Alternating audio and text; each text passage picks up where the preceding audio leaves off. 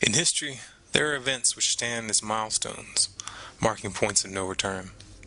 Usually, however, such moments are only visible in hindsight.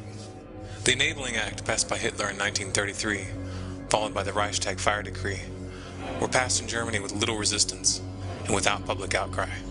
And even though those laws nullified the German constitution and handed the power of life and death over all German citizens to one man, no one noticed that the line had been crossed. No one expected the chain of events which were destined to unfold.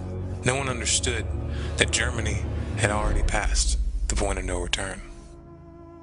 On December 15, 2011, on the 220-year anniversary of the ratification of the Bill of Rights, the U.S. Senate passed the National Defense Authorization Act of 2012. The bill officially gives the military the right to arrest anyone, U.S. citizen or otherwise, and to hold them indefinitely without trial. And since the government will not be required to produce one shred of evidence to support its claims, a mere accusation of belligerent activities is now all that is needed to declare you an enemy combatant and to make you disappear forever. You might hope that such powers will never be used, but history consistently proves otherwise.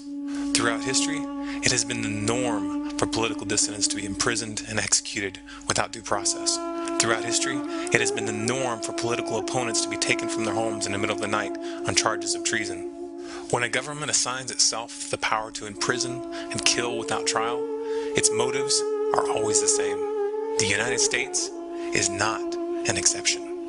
If there was any lingering shadow of doubt in your mind that we have passed the point of no return, it should be gone now.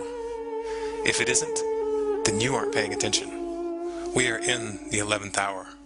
We are witnessing the final stages of the police state falling into place.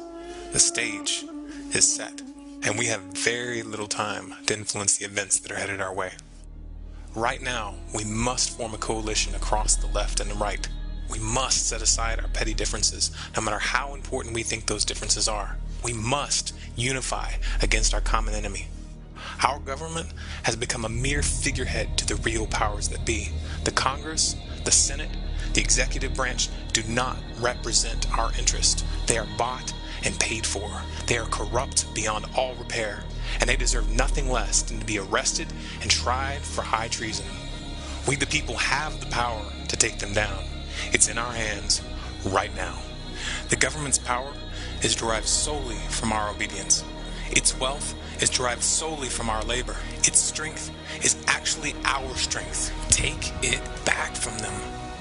If in one unified strike we withdraw our money from the banks which have gorged on taxpayer dollars and cut off all payments to credit cards, loans, and taxes, if we refuse them our obedience and our labor and stand in defiance with clear intent, we will bring the machine to its knees. But we can only achieve this if we look past the artificial dividing line of left and right and act in unison as one people, as one nation, indivisible and focused on our goal. We must mobilize as if our lives and our children's lives depended on it, because they do. This is the 11th hour. And when they say, I want my lawyer, you tell them, shut up. Your time Don't is get a expired. lawyer. You're an enemy combatant.